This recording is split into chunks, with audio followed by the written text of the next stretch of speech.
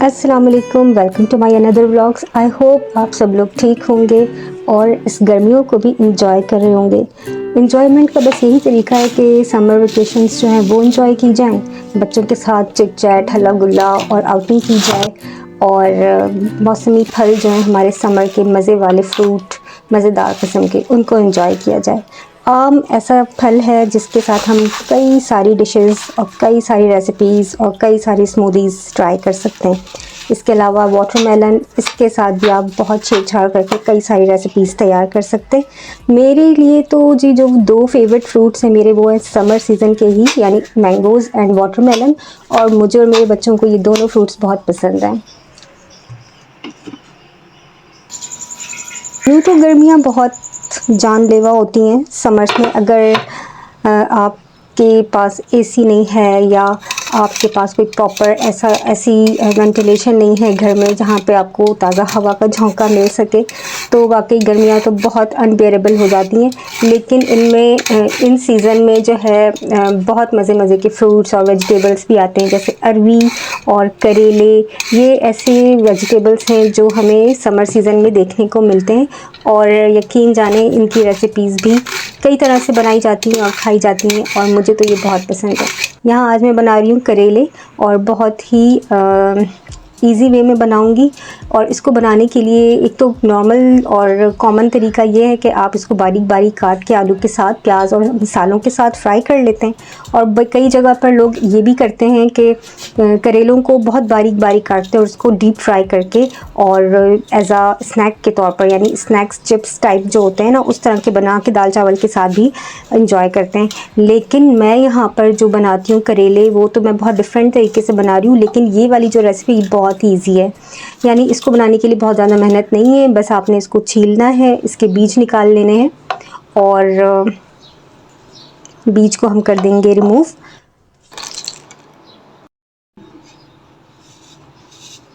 और इसको मैंने नमक लगा दिया है और नमक लगा के मैं इसको रखूँगी धूप में।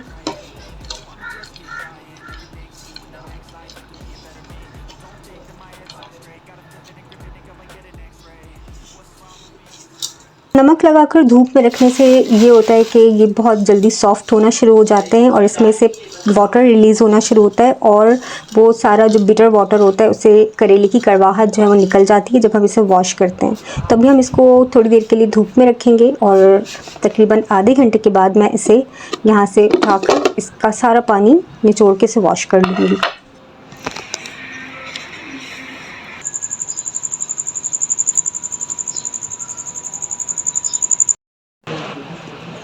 यहाँ मैं ले रही हूँ कुछ प्याज, और प्याज हमें इस रेसिपी में ज़्यादा चाहिए, यानी अगर हम भुजिया बनाएं तो हमें बस इतने 3 प्याज ही काफ़ी हैं। लेकिन प्याज करेले थोड़े से बना रही हूँ, प्याज करेले तो नहीं कहेंगे इसे, लेकिन प्याज करेले की जो रेसिपी वो बिल्कुल डिफरेंट है, वो बहुत मज़े की होती है। वो भी किसी दिन आप लोगों के साथ शेयर करूँगी।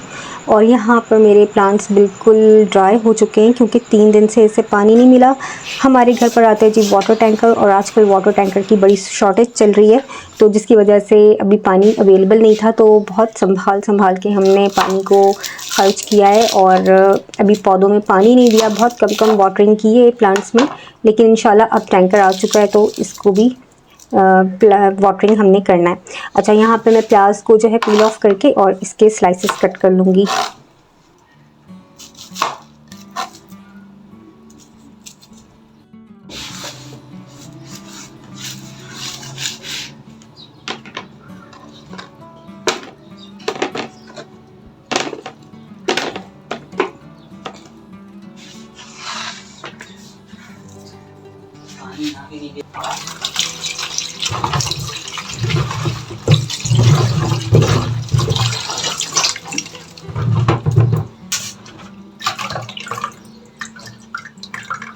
प्याज को वॉश कर लिया है, यहाँ आप करेले वॉश कर रहे हैं।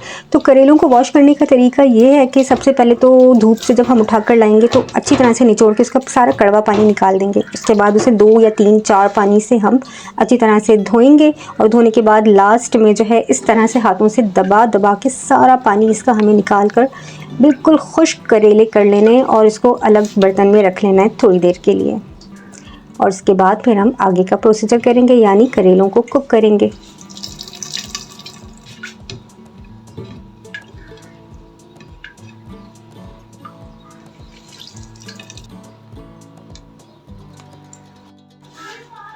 प्याज को बहुत बारीक बारीक चॉप कर लेंगे। और करेले बनाते वक्त बहुत से लोग हो जाते हैं जी खौफजदा कि बहुत कड़वे होते हैं, बच्चे नहीं खाते, बड़े नहीं खाते। तो करेलों को इस तरह से वॉश करें और बनाएं, आप जो है वो सारी कड़वाहट भूल जाएंगे।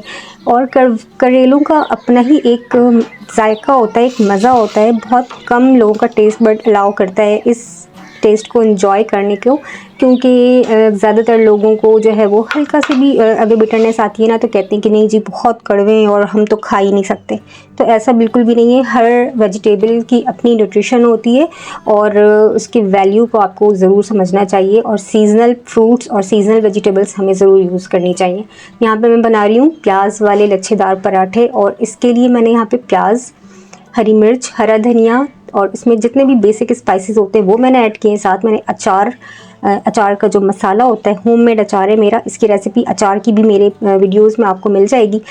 तो वो अचार का मसाला मैंने इसमें ऐड किया है और बस इसकी फिलिंग तैयार हो गई है। और यहाँ पे मैं जिस तरह से इसको फोल्ड कट कर रही हूँ, बिल्कुल इस तरह से करना है और इसको बना लेने पराठे। ये बहुत टेस्टी पराठे हैं और इसको आप नाश्ते में भी इंजॉय कर सकते हैं। और मैं अक्सर इसे बनाती हूँ, फ़िलहाल तो मैं ये नाश्ते ही प्रिपेयर कर रही हूँ, लेकिन अक्सर मैं इसे डिनर में भी बनाती हूँ। लेकिन सिर्फ उस वक्त जब मेरा दिल नहीं चाहता कुछ भी एक्स्ट्रा कुकिंग करने का, कोई सालन वालन फॉर्म में, तो मैं फिर ये वाले पराठे बना लेती हूँ। और अक्सर ऐसा होता है ना कि आलू वाले पराठे भी बनाए जाते हैं, लेकिन कुकिंग करने का बिल्कुल मूड नहीं होता। तो ये वाली कुकिंग जो है पराठों की, ये ऐसी है कि आपको कुछ भी नहीं करना, जस्ट प्याज चॉप करनी है और आपके पराठे रेडी हो जाते हैं। तो कोशिश कीजिए कि ये वाली रेसिपी ज़रूर ट्राई कीजिए, ये बहुत मज़े की रेसिपी है। और जब आपका भी दिल ना चाहे कोई भी काम करने का, तो ये वाली रेसिपी ट्राई कीजिए, चाहे नाश्ते में, चाहे डिनर में या फिर लंच में। बहुत मज़े की है।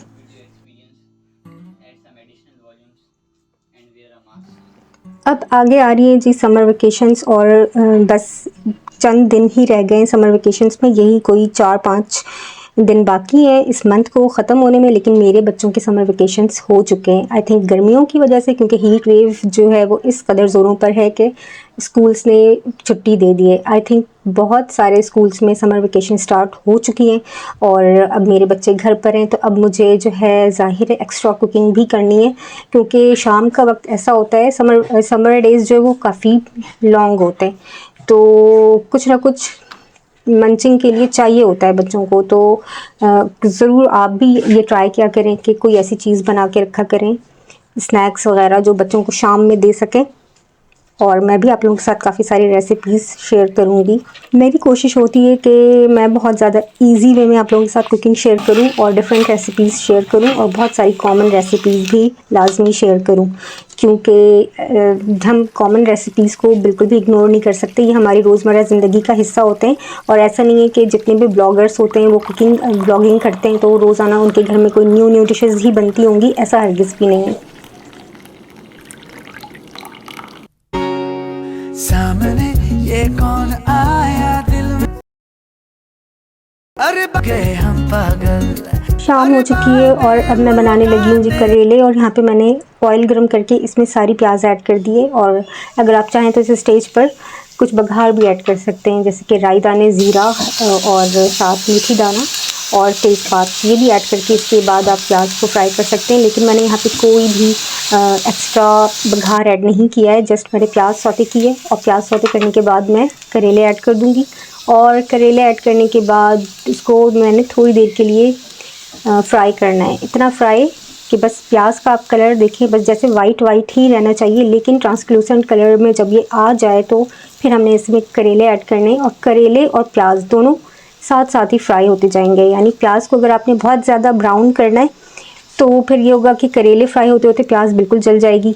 तो प्याज को हमें थोड़ा थोड़ा वाइटिश कलर में ही रहने देना है और साथ करेले ऐड कर देने और उसको फ्राई करना है बिल्कुल हल्की आंच पे और कवर नहीं करना। और ये हल्की आंच पे तकरीबन 15 से 20 मिनट लेगा फ्राई होने में। और उसके बाद जो है ये बड़े अच्छे से फ्राई हो जाएंगे क्रिस्पी क्रिस्पी से। उसके बाद हम इसमें स्पाइसेस ऐड करेंगे।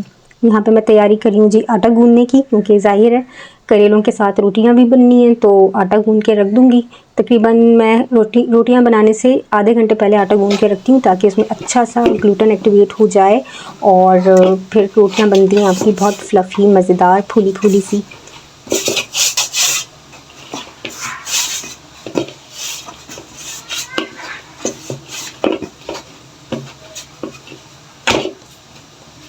इतनी ही देर में यहाँ पर करेले फ्राई हो चुके हैं, तो इसमें बेसिक स्पाइसेस ऐड कर रही हूँ, जिसमें लाल मिर्च, हल्दी पाउडर, ज़ीरा पाउडर, धनिया पाउडर, नमक और गरम मसाला पाउडर ऐड करूँगी और इसके बाद इसको फ्राई कर लूँगी। ये बहुत बहुत इजी और बहुत ही कम मसालों में तैयार की हुई रेसिपी है। इसको बस फ्राई करना है। ये पूरी रेसिपी हमारी तैयार हो चुकी है। जस्ट टॉस करना है हल्का सा हमने मसाले ऐड करके और उसके बाद ये हमारे करेले जो है वो बिल्कुल रेडी हैं। ये बिल्कुल एक डिफरेंट रेसिपी है, लेकिन मेरे पास करेलों की और भी कई सारी रेसिपीज़ हैं जो मैं बनाती रहती हूँ और बहुत मज़े की रेसिपी होती है। एक्चुअली करेले मेरे फेवरेट हैं, तो मैं इसकी रेसिपीज़ कई तरह से बनाती हूँ, तो मैं गाहे बगाहे आप लोगों के साथ वो ज़रूर शेयर करती जाऊँगी। यहाँ हमारी रोटियाँ भी बन गई हैं। तो ये तो था जी आज का मेरा व्लॉग। आई होप आप लोगों को अच्छा लगा होगा। कमेंट में अपनी राय ज़रूर दीजिए, चैनल को सब्सक्राइब कीजिए, लाइक कीजिए, शेयर कीजिए। दुआ में याद रखिए। अल्लाह हाफ़िज़। Some things are not the same as they were a year ago, but all will be okay. I move on each and every day. The past is where it stays. Way back a year ago, seen a lot of change, been through a lot of pain. Some things are not the same